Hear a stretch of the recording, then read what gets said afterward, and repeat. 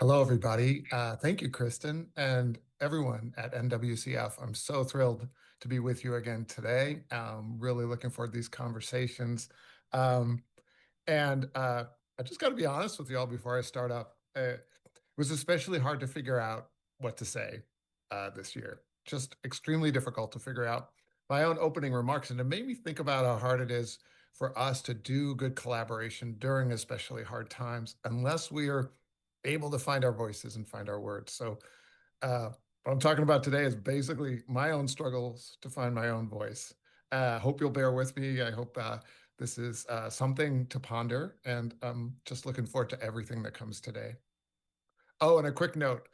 I apologize ahead of time for any mispronunciations. I think you'll see what I mean. I'm really grateful to be part of this gathering. Northwest Children's Foundation's enduring good work continues to bring us together and inspire us. It's a wonderful thing to be in the company of the amazing presenters today, and I really mean that. It's a wonderful thing, and I appreciate all of the effort that's gone into planning and executing this gathering today. Also, I appreciate all of y'all for spending your time with us and attending this event. I'm looking forward to the gifts of wisdom that our guests are going to share. Not only what will be said, but how those words are going to make me feel, change the way I feel, change the way I think, change the way I might move in this world. This gathering is important. I'm not even in the orbit of our real speakers today, so I won't try to say too much about their really wonderful work, except to say it's really wonderful work, and we're in for a real treat. I do want to do justice to this gathering by offering a decent articulation of my bit, of my contribution. And I really wonder if I'll get my words right. I'm not sure, y'all. I'm not sure. In fact, the title of my talk today is just trying to find the words. These comments might not really quite convey what I wish I could say, but I don't disown them either. These words are my own. This is my grind. They don't represent Northwest Children's Foundation or anyone else connected to this event.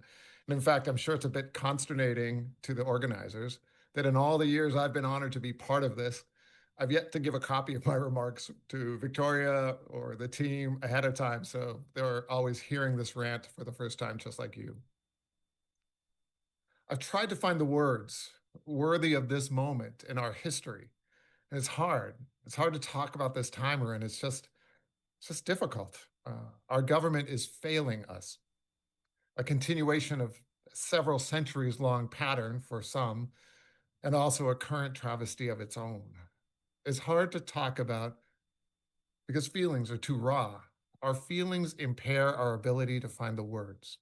The words fail me. It feels like the language I use, English, fails to offer adequate words. When I'm asked how I'm doing, often in passing, I really don't want to respond. There isn't a simple or brief way to respond that's honest. And in my mind, I'm thinking, do you really want to know? Words fail me. I've not yet found a brief way to say I'm angry, grateful, outraged, worried, inspired, wary, resolute, planful, disquieted, on guard, loving, shocked, strategic, and hopeful despite dot, dot, dot. There's no brief term that covers it when someone in passing asks how I am. Other tongues, other languages have created expressions for what English often can't. Many languages other than English have defined brief terms to express complicated feelings, situationally precise feelings, instantly knowable senses, deeply recognizable and resonant conditions, despite there being no comparable term in English. We need the words. We should have the words, especially during these most troubling times as we bear witness to government perpetrated crimes against humanity, even as we witness, stunned, the dismantling of generations of civil justice. We should be able to verbalize our feelings and our response. We could use the help of other languages these days. We also need to remember to take care of ourselves. We need to take care of ourselves and each other. We need to remember to eat, to share meals and share our hearts. We need to stay in touch with how it feels to have the sustenance to keep going.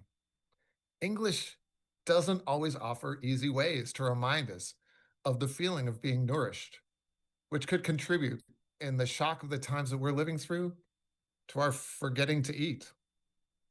Other languages, they aren't always deep or fancy about it, but their words beckon us to the table. In Italian, abbioccio refers to the feeling of sleepiness after a good meal. One word, evocative of whatever jumble of English words we might use, maybe to express an after Thanksgiving semi-comatose state. But maybe more significantly, one word that might bring to mind what we see an infant do after feeding and what it feels like for us to see that baby in a state of quiet peace while we watch that child and think about all the transformations that meal shows and allows that baby's mind to undergo. How that young brain is bubbling with cognition and blooming with growth, particularly during sleep. One word, abbioccio, zooming into a moment and out to generations, connecting to a feeling, to a moment, to a nourishing purpose, to an intergenerational stream, to a seeming pause that is full of dynamic change, all in a word. A word in another language about nourishment can seem weird at first. In Hindi, juta is a term for food that has been partially consumed by someone else. Now, maybe your first response to a word like juta is like, what? Partially consumed food? But then your mind takes you to experiences and feelings. You remember what it feels like, maybe to wait for that rice bowl to be passed down the table, and it gets to you, and there's still enough for you to have your serving, and enough still afterwards to pass the bowl on down the table. Your mind, it takes you to seeing those slices still remaining in that pecan pie, and the comforting conspiratorial knowledge that you'll be tiptoeing to the kitchen later for another slice.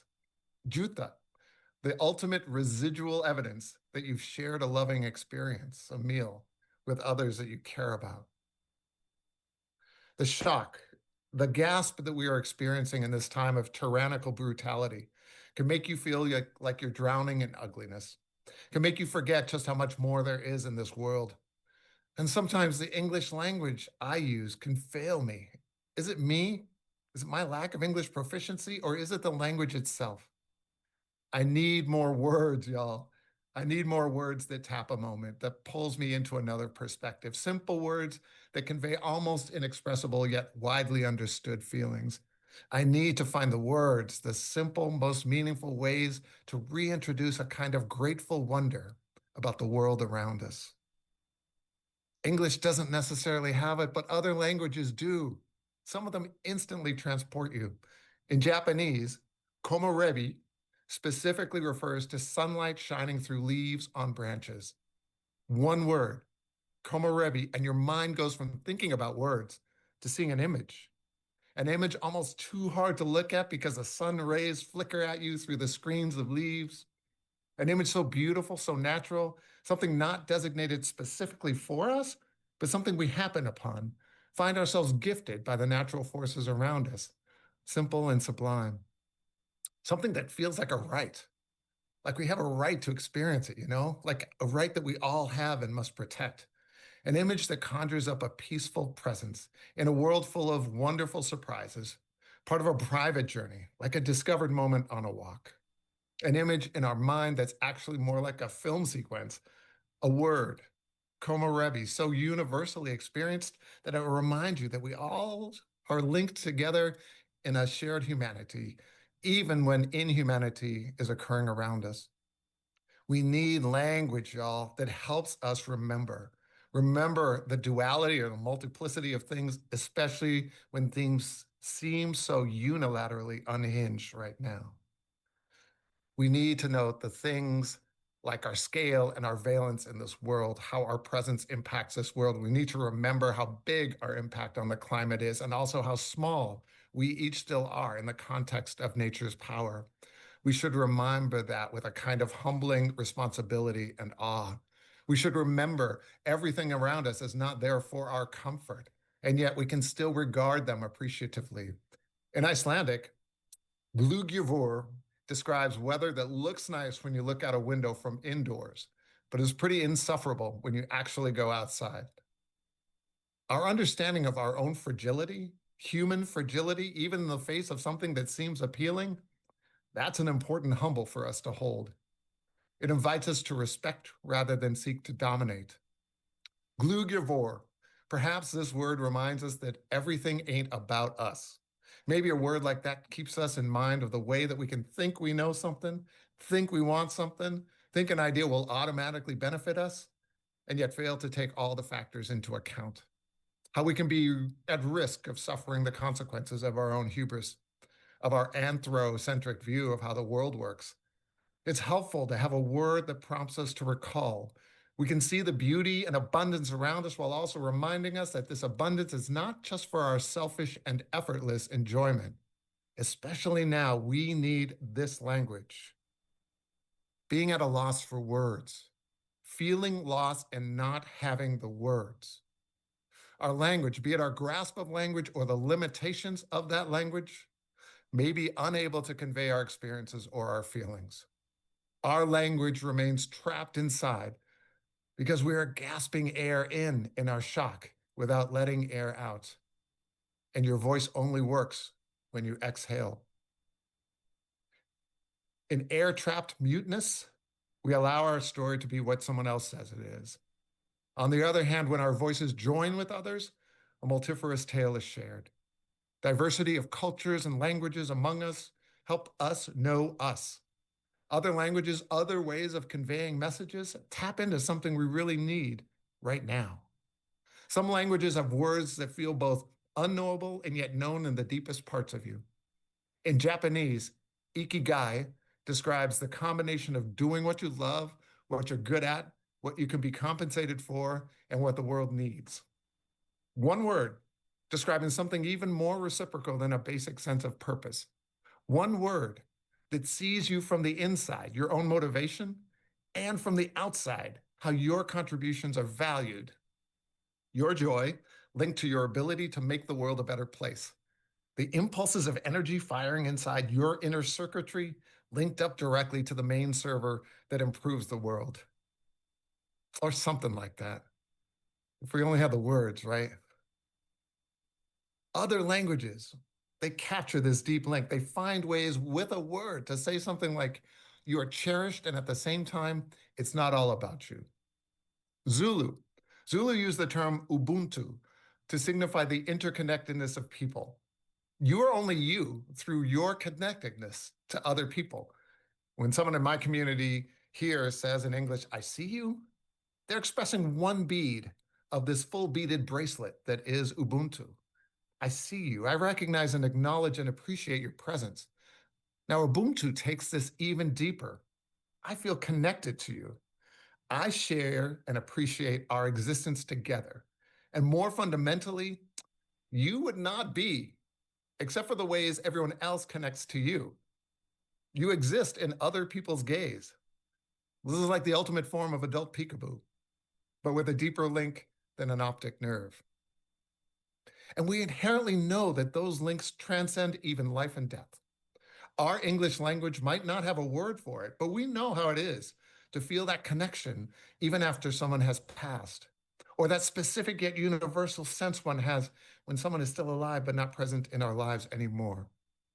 It feels deeper than missing someone, but English doesn't offer the word. In Portuguese, saudade refers to a deeply emotional state felt when thinking about someone who is absent. A deeply emotional state, embracing warmth and appreciation and maybe regret and some humor and some poignancy and bitterness and reverie and sadness and something so much more. It's hard to find the words, y'all. Language evades me. Or maybe my language never even offered the vernacular. In especially trying times, it feels hard to find the right terms to describe even the littlest of things. The feelings that come from the simple pleasures, those small and tiny joys. It's hard. It's hard enough to feel that you're even permitted to notice joy these days, not even the tiny sort. And it's made harder when you don't have the words. Some other languages have words that capture those little momentary selfish delights. In Catalan, socarrat is the crunchy bit at the bottom of a rice pan where the rice has slightly burned and stuck to the pan. It turns out many languages have a word for these cherished sticky rice bits. Japanese, Korean, several other languages have a word for it. So there must be something about this little tiny joyful rice encounter, or maybe just something about the general importance of personal moments of joy. The experiences that manage to remind us that we're sensitive organisms that notice things, the situations that remind us we're human, that our lives are made of many moments, some monumental accomplishments, some minor successes, some great disappointments, some minor shortcomings, all making up a compendium of full lives. The little things define us as much as the big things. But sometimes our lack of words, especially in English, makes it hard to notice all that we are, makes it hard to see the panoply, to lovingly laugh at ourselves in all of our ways. Maybe it feels like too much is at stake for us to laugh at ourselves, or that we can't expose our flaws. But maybe we should. Maybe understanding humanness in ourselves is part of understanding other, the beauty of other. The little things that we might see as flaws that make us human. I'm not sure there are apt words for those in English. In Japanese, tsundoku means buying books without reading them. One word for a very specific snapshot in a life. Simple, kind of funny, real, human, could be anyone, something you alone likely know the truth of. Such a specific context and yet so human. Our humanness can mean that the flaws we think we alone own are in reality shared, are actually more like a species marker, like a lingering signal coded into a universal gene, a reemergence of a condition that transcends identity or culture or place. In Scottish, tartle refers to that moment when you go to introduce someone to someone else and you forget their name. Our foibles, once thought to be a lonely curse of ours alone, and then through the language of other tongues revealed as part of existing on this planet, maybe this should offer us some comfort, some broader sense of connection beyond our ken and deep in our most human core. Consider, please, that our realization about our humanness allows us to feel awe, feel exhilaration, feel ecstasy. There's a certain way of feeling that some combination of those things, combined perhaps with a little bit of a humbling sense that we are bearing witness to magnificent things around us. English doesn't necessarily have a word that evokes feelings like this, that channel the experiences which transport us like that. Gokota is a Swedish term that refers to communing with nature at dawn. It's connected to the practice, the daily ritual of rising early and going out pre-dawn in order to experience that moment as the full glory of day greets the natural world. It's a way of inviting humbling awe and exhilaration. It's a way of living. Inviting and anticipating a feeling. Anticipation. Anticipation becomes as definitional as a feeling itself. It's part of the package. Tarab in Swahili refers to the uniquely sweet syncopation of music and poetry when they occur simultaneously. It is the witnessing of a minor singularity, if you will, an event of coalescence. The coalescence of our natures, expressed so aptly in other languages and so gapingly lacking in English sometimes, it's such an important reminder. A reminder that our genes are almost completely shared, an etymological revelation that tells us what we already knew, yet so easily forget. We so easily forget that every human shares 99.9% identical genetic material. And this makes our inner and our outer experiences something we actually share. Other languages can be exquisitely good at expressing how genotypically consistent we actually are. All you have to do is hear the definition of a word in another language, and you feel it speak to you at some genetic level, at some primal level, like as primal as a yawn or a hiccup. In the Philippines, gigil is the intense urge to squeeze something because it's cute. Now, don't lie now. You know you've all felt that urge. It feels so easy for some people to forget or deny how we are all connected across our different expressions of words, of self, of loving, of melanin, of heritage, of beliefs, of identities. We're connected. I think that to some extent, English language can betray us. Yeah, I'm going to say it. English language betrays us, betrays our shared humanity, leaves us inadequate in our endeavors to express shared experiences, and then contributes to our sense of isolation and polarization. It can lead us to justify the most heinous treatment of others by denying hard-won rights, squeezing off access to resources, beating and caging those who are deemed unworthy other, sanctioning at the highest government levels the killing of those who dare to stand for our shared humanity. We deserve better leaders.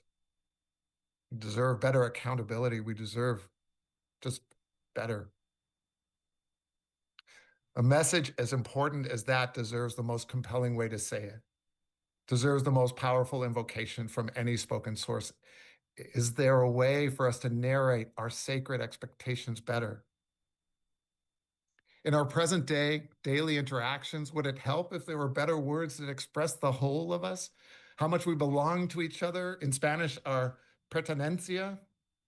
How much the expression of our shared belonging serves as an antidote, an actual antidote to the dehumanizing moment that we're living through? Even in our daily interactions, are we permitted our simple stumbles as well as our inspired moments? What words are in our quivers to convey, for instance, how our minds betray us one moment and outperform our expectations the next? For every Scardish tartle, that moment when you forget that name that you already knew so well, for every one of those, there were also moments which Portuguese speakers called desenrascanço, referring to the ability to solve a problem or make something work despite lacking the tools or resources that should be there. The alchemic talent to be under-resourced and yet accomplish amazing things. I'm telling you all, I've seen that again and again in the communities I've had the honor of being part of. Consider the idea that our mix of flaws and talents makes for a beautiful existence. I'm just not sure English has the words to ground us in that kind of wisdom, in the wisdom that beauty comes from something other than perfection. Other languages can convey this, and it can recalibrate our ability to appreciate the world. In Japanese, wabi-sabi is a term that celebrates the beauty in things that are imperfect and impermanent. A cracked and then repaired teacup, a partially melted snowflake, something traversing an adversity that causes flaws and in doing so adds to its beauty. Those kinds of things remind me of what it means to endure trauma scars as humans. Our ability to move through trauma, to grow through hardship and not be the person from before, that person who never experienced trauma, and in that imperfect journey also become something more. What narrative can embody this? What word captures in a whole scene in the documentary that chronicles our lives like that? What word can magically prolong our sense of anticipation or describe the tragicomic nature of life? The Yagan language of Tierra del Fuego has a word, mami la panapatai, which refers to the meaningful look shared between two people who both desire to initiate something, but neither wants to take the first step. An almost excruciating yet warmly familiar experience, full of pre-kinetic potential energy, balancing on the precipice of something wonderful or opportunity lost. Doing the things we hesitate to do, accounting for the cost of inaction, moving past the false safety of the known and opening ourselves up to something else. There's so many things that we should be learning, so many new things we are offered to see and be and learn in our limited times around this solar plane. And so many things we must retain and learn from. The word in English, there's no word in English that teaches us how to accumulate our learnings. In West Africa, Sankofa literally means go back and get it, referring to the importance of learning from the past. In the US, here where our historical record keeps rhyming so often, particularly in the percussion of transgressions against others, how does our narrative language help us keep our past in mind so that we can know where we are in our present, eschew the harmful repeat of the past, and set our direction toward a better future? The English language can mistakenly confuse its dominance for eloquence, leaving us with a dull palate just when we need the most redolent vocabulary. As for me, y'all, I guess I need to get a little bit more poly into my glot because these days, especially, the words fail me in English. Struggle as defined this past trip around the sun. The type, valence, and impact of that struggle have not been borne equally across all shoulders. Maybe the strongest litmus test of a group of people, of a society, is the extent to which people check and seek to support others, even when they themselves feel the bite of suffering. It is not enough to scheme to endure in this moment. It is not sufficient to wait out the storm. We cannot mitigate our own risk when the risk is so great for so many. Does English have a phrase or word that captures that? Even in our state of fatigue, we must fight back. We must remain vividly aware of what's at stake. I'm certain a year ago, in the early part of 2025, I was not the only person who kept pondering the poem First They Came, penned after World War II by Martin Niemöller. First they came for the socialists, and I did not speak out because I was not a socialist. Then they came for the trade unionists, and I did not speak out because I was not a trade unionist. Then they came for the Jews, and I did not speak out because I was not a Jew. Then they came for me, and there was no one left to speak for me. If Sankofa guides us, we would recognize this refrain. What narrative strategy in English would halt its progression? Is it a victory to maneuver such that a tyrant overlooks you? And please remember that while we are searching for our own words, a thunderous silence will mark the unheard voices of those who have been chained, expelled, erased. When we find our voices, they must convey our deep sense of kadarin for all lives. The Somali term kadarin refers to holding someone in high regard, honoring them and valuing their life. This regard goes beyond appreciation and comes really close to reverence. No equivalent English term really captures it. And no amount of fear or bullying can force a sense of kadarin. The past year has been marked by the imposition of fear. Fear is a potent, but it is also unsustainable force. Fear is a cancer which ultimately destroys its host. This is cold comfort, I know. The catastrophic harm has already been done, and we need to resist any more harm. We need to resist our resistance. Our resistance is beautiful. And it comes from an unshakable sense of humanity and compassion. Even as the ground is being seismically shifted beneath us, the things we believe in cannot be uprooted by the tiny, shaky hands of a tyrant. We must be advancing our values, especially on these rainy days. The things that we believed in when it felt like there were more possibilities, when there was less suppression, at least for some of you all, must continue to be the things we believe in when suppression is amplified. If we believed in the power of imagination and creativity and prevention back then on those sunnier days, then surely it is an even more important thing to invest in during gray days of struggle and fear. If we believed in the value of diverse voices leading to better organizations, better leadership tables, better hive minds, then this should be an even stronger priority now when the obstacles to doing good work are even greater. If we believed that communities have always known best, then that must be even truer today. Part of the work for us in this moment is to see beyond this moment and remain connected to our better selves. The beliefs we cultivated in previous times were designed to retain our humanity through times like these. We can be smart and tenacious and powerfully galvanized and effective in our counter strategies. And our advantage will be that we build on a foundation of hope rather than fear. We tap into hope that was easier to seed and grow during better times, and its cultivation was precisely for a time like this.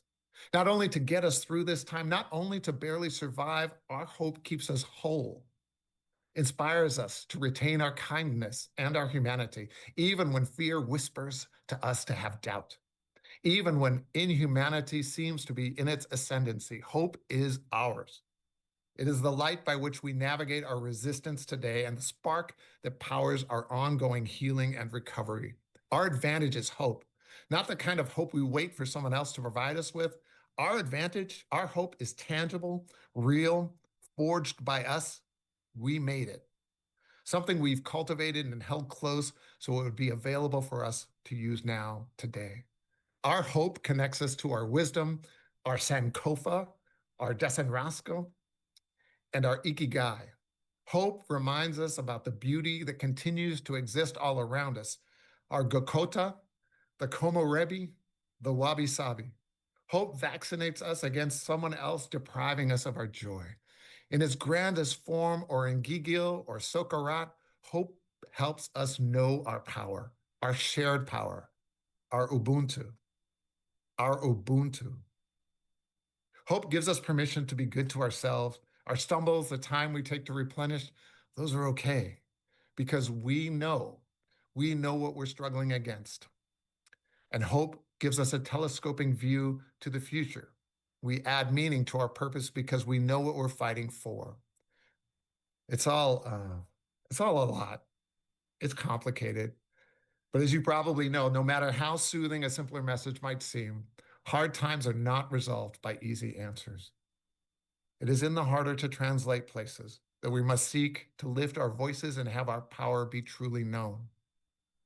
It can be hard to find the words. I mean, you can see how I'm struggling. I don't know, maybe some of you are too. By Katarine, if you do choose to tell me how you are today, what you care about, and how you feel, I will make space to fully listen. I will take the time, and you can take the time that you need to find the words that work for you. Say what you need to say. Say what you want to say. Speak from your heart, from your soul, from that 99.9% that links us all. Find your words.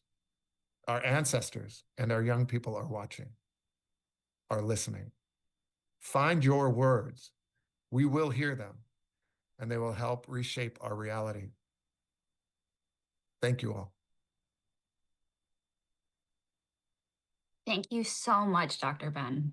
For a person who spoke about struggling with words, you did a pretty beautiful job of finding them.